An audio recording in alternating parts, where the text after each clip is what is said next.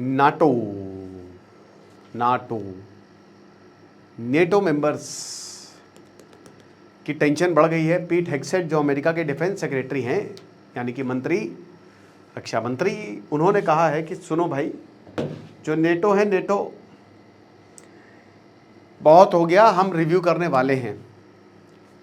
किस चीज़ का रिव्यू करने वाले हैं जिससे नेटो देश की चिंता बढ़ गई है? 1949 में बना था नेटो, कोल्ड वॉर 1945 के बाद। सोवियत ने बनाया था वार्सो पैक्ट, जो ख़त्म हो गया 1991 के बाद। लेकिन नेटो बचा रहा। इसका आर्टिकल जो 5 है सबसे खतरनाक, कि अगर एक भी नेटो कंट्री पर हमला हुआ तो सब मिलकर हमला करेंगे। क्या अभी तक आर्टिकल 5 इन्वोक हुआ है? बिल्कुल। अमेरिका पे हमला होगा तो सब आएंगे ना। 9/11 में हुआ था, तो सारे देशों ने मिलकर अफगानिस्तान पर हमला किया था, तो अमेरिका पे हमला होगा तो बात। लेकिन नेटो कोई अटैकिंग ऑर्गेनाइजेशन नहीं है, डिफेंसिव ऑर्गेनाइजेशन है, ठीक है। डेटरेंस की अगर हमला हुआ तो फिर हमला करेंगे। इसीलिए हर कोई चाहता है, जो कमज़ोर देश है या जिनकी आर्मी इतनी स्ट्रांग नहीं, कि नेटो का संरक्षण मिल गया तो काम बन गया। अब यूक्रेन पर हमला हुआ, आपको पता है कि आज से 4 साल पहले, और अभी तक हमला, कल सबसे बड़ा हमला हुआ है। कल यूक्रेन ने 2022 के बाद से अभी तक का रशिया के ऊपर सबसे बड़ा हमला कर दिया है। तो इनडायरेक्ट सपोर्ट तो यूक्रेन को मिल ही रहा है। बट अभी बेल्जियम की कैपिटल ब्रुसेल्स में है नेटो की मीटिंग में पीट हेग्सेट, और वहाँ पे यूरोपियन लीडर्स को धर के गरियाया है। नेटो के 12 टोटल 32 मेंबर्स हैं, 12 फाउंडिंग मेंबर्स, और धीमे धीमे अभी मेंबर्स ज्वाइन हुए। अभी फिनलैंड और स्वीडन ने 2023-24 में सबसे बाद इन्होंने ज्वाइन किया। क्यों ज्वाइन किया? क्योंकि इनको डर था कि आज यूक्रेन पे हमला हुआ है तो कल रशिया हम पे हमला कर देगा, लेकिन यूक्रेन को नहीं दिया। तो अमेरिका भी बहुत चालू है, उसको भी पता है नेटो मेंबर्स के भैया फर्जी में जो है ना, बिल्कुल अपने को रिक्स लेने का ही नहीं रिक्स नहीं लेने का अपन को। चलिए बात करते हैं। आशा करता हूँ आप सब बहुत अच्छे होंगे। मेरे नाम, मैं सिद्धांत अग्निहोत्री, स्टडी ग्लोस पे आपका बहुत बहुत स्वागत है। आज हम एक नई स्किल सिखाएंगे, 7वीं स्किल, और फाइनली इस कोर्स को बंद करेंगे, इस बैच को बंद करेंगे। तो आज आखिरी दिन है। डिस्क्रिप्शन कमेंट बॉक्स पे लिंक है, एक सर्टिफिकेशन कोर्स है ये। ओके, तो सबसे पहली बात है, पीट हेग्सेट ने नेटो को अटैक किया और बोला ये फ्री राइडर्स हैं। फ्री राइडर का मतलब ये है कि जो आपसे लिफ्ट, वो भैया लिफ्ट दोगे हमको, या ओला उबर बुलाओगे, लेकिन जब पैसे साहब, पैसे का है यार, अरे भाई तुम तो जनहित में जारी हो। तो एक तरीके से जो आपसे बहुत काम लेते हैं, आपकी ज़िंदगी में भी ऐसे बहुत लोग होंगे, लेकिन करते कुछ नहीं है। अब देखिए अमेरिका का कंट्रीब्यूशन कितना है। देखिए अमेरिका का खुद का कंट्रीब्यूशन बहुत नहीं है। जैसे डोनाल्ड ट्रंप कहते हैं 70% हम कंट्रीब्यूट करते हैं, ऐसा नहीं है। 16% है खाली कंट्रीब्यूशन, सबसे ज़्यादा है बट 16% है। लेकिन अमेरिका की खुद की आर्मी, खुद की टेक्नोलॉजी, खुद की, वो दिखी गया अभी ईरान वॉर में, बहुत स्ट्रांग है। अब पीट हेग्सेट या डोनाल्ड ट्रंप खफा किस लिए हैं, फूफा की तरह क्यों बैठे हुए हैं? वो इसलिए क्योंकि अभी जब ईरान में वॉर हुआ तो उन्होंने बोला मालिक हमको जरा अपना एयर स्पेस दोगे? स्पेन ने बोला भाई निकल, पहली फुर्सत में निकल। मालिक हमारे साथ हमला करोगे ईरान के ऊपर? बोला चल भाग।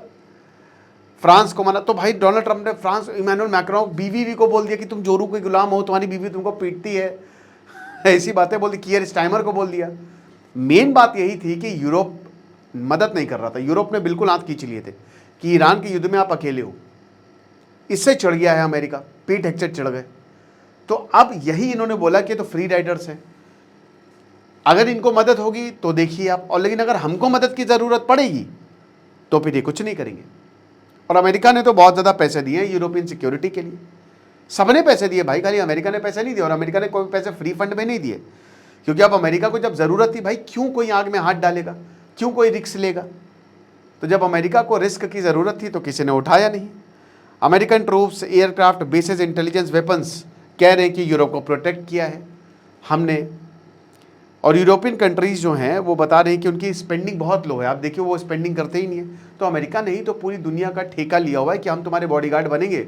जापान, आप दे दो, फ्री कर दो जापान को, फिर देखिए वो क्या हालत करता है। किसने मना किया है? अब ये कह रहे हैं कि हम अमेरिकन, जो अमेरिका के ट्रूप्स है यूरोप में, जहाँ जहाँ पे वो स्टेशन है, अमेरिकन सोल्जर जहाँ यूरोप में हैं, जहाँ पे वो लोकेटेड हैं, जो बेसेस यूज़फुल हैं, उनको रिव्यू करेंगे। 6 महीने के अंदर हम उसको रिव्यू करेंगे और उसके बाद हम ये देखेंगे कि नेटो का करना क्या है। यानी कि हो सकता है अमेरिकन अपने ट्रूप्स को वापस बुला ले, कुछ बेसेस को बंद कर दे, और डिप्लॉयमेंट्स जो हैं वो उन एरिया पे कर दे अमेरिका जहाँ पे उसको लगता है इंपॉर्टेंट है। क्योंकि अमेरिका को सोल्जर्स की ज़रूरत है। बॉडी बैग्स गए, 13 अमेरिकन की जानें गई हैं, सेनेटर बोल रहे हैं, पॉडकास्ट दिया था तो उन्होंने कहा कि देख लो डोनाल्ड ट्रंप ने क्या किया। इन्होंने युद्ध शुरू किया स्ट्रेट ऑफ हॉर्मस के लिए, तब 13 अमेरिकन जीवित थे। युद्ध खत्म हुआ, पैसे भी फेंके, स्ट्रेट ऑफ हॉर्मस भी ईरान के पास चला गया, सैंक्शंस भी हट गए और 13 अमेरिकन भी मर गए। तो युद्ध क्या मतलब, इसका मतलब क्या हुआ, समझ रहे? तो डिफेंस स्पेंडिंग आर्ग्यूमेंट ये बार बार अमेरिका देता है कि हम बहुत ज़्यादा खर्च करते हैं। देखिए बात तो अमेरिका की गलत नहीं है, लेकिन ये भी बात है ना कि क्या ये लॉजिकल वॉर था, ये सब समझ गए थे। एवरी कंट्री अंडरस्टूड कि ये लॉजिकल वॉर है ही नहीं, ज़बरदस्ती अपनी ईगो को सेटिस्फाई करने के लिए डोनाल्ड ट्रंप ये वॉर कर रहे हैं। और देखिए हर कोई चाह रहा है ना कि भैया डोनाल्ड ट्रंप यहाँ से निकल जाए। मोसाद चाहे तो 1 मिनट के अंदर डोनाल्ड ट्रंप का काम तमाम कर सकती है, लेकिन डोनाल्ड ट्रंप इजराइल के लिए तो काम कर रहे हैं। अब इजराइल के खिलाफ हो गए हैं वो, अब उन्होंने डील कर ली है, अब हो सकता है मोसाद कुछ एक्शन ले ले। लेकिन अभी तक तो इजराइल ने डोनाल्ड ट्रंप को तो मना ही लिया था ना, इजराइल के कहने पर उन्होंने वॉर शुरू कर दिया कि चलो तुमने 8 वॉर रुकवाई, 9वीं बोल देना, 9वीं है ना, 9 वॉर रुकवा दी, मजा आएगा। ईरान पे अगर तुमने हरा दिया तो सोचो तुम राजा बन जाओगे। अब वो सब कुछ काटने को डोनाल्ड ट्रंप को आ रहा है। 80 साल के हो गए हैं, अभी उनका बर्थडे था 14 जून को, 80 साल के। अब पीट हेग्सेट कह रहे हैं कि हम इसको रिफॉर्म कर देंगे, मतलब हम नेटो 3.0 बनाएंगे।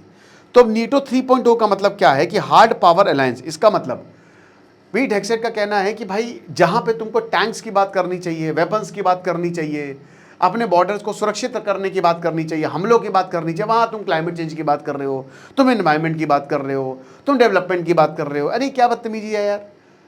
नेटो जिस चीज के लिए, जिस पर्पस के लिए बना था उसकी बात करो। सही बात है भाई। तो ये वेपन्स, सोल्जर्स, रेडीनेस पर फोकस करेंगे और अमेरिका के हिसाब से चीजें होंगी। जैसे डोनाल्ड ट्रंप ने एक नया यूनाइटेड नेशन का नया जो है वो निकाला था कि चलो हमारे यहाँ पे शामिल हो जाओ और हम साथ में, उसके मेंबरशिप पे भी पैसे लगेंगे। वैसे अब नेटो का भी ये तोड़ निकाल रहे कि नेटो 3.0। और देखिए पीट हेग्सेट के ऊपर बहुत ज़्यादा आरोप लग रहे हैं। एक धार्मिक युद्ध है ये ईरान और अमेरिका का, ऐसा कहा जा रहा है। जिस तरीके से ये कट्टरपंथियों की तरह बयान देते हैं ना, सेनेटर ने बहुत टफ सवाल पूछे थे इनसे, इनकी बैंड बज गई थी, जवाब नहीं दे पाए थे, जवाब देते हुए नहीं बना था इनसे।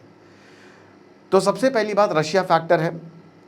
देखिए यूरोप ने अपनी डिफेंस स्पेंडिंग को ज़्यादा बढ़ा दिया है जब से रशिया ने यूक्रेन के ऊपर हमला किया। चाइना फैक्टर तो है ही है, लेकिन चाइना फैक्टर अब कम हुआ है। बट देखिए जो रिपोर्ट्स आई हैं, CIA ने दी हैं, उसमें ये साफ है कि चाइना इस समय अमेरिका के लिए सबसे बड़ा खतरा है। और डोमेस्टिक पॉलिटिक्स, देखिए अब क्या है ना कि डोनाल्ड ट्रंप 2 साल होने वाले हैं और अब एक चीज़ समझ में आ गई है कि वहाँ के लोग अब हो गए डोनाल्ड ट्रंप से परेशान।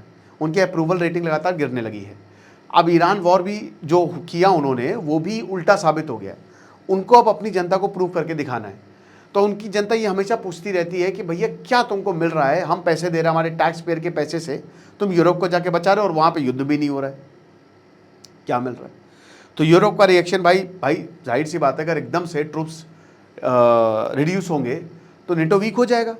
अमेरिका का नेटो से जाना, इसका मतलब रशिया हम आ रहे हैं, व्लादिमीर पुतिन घोड़े पे चढ़ के आएंगे, सोनिए सहरा बांध के मैं तो आया रे, डोली बार रात भी साथ में मैं तो लाया रे, वही है।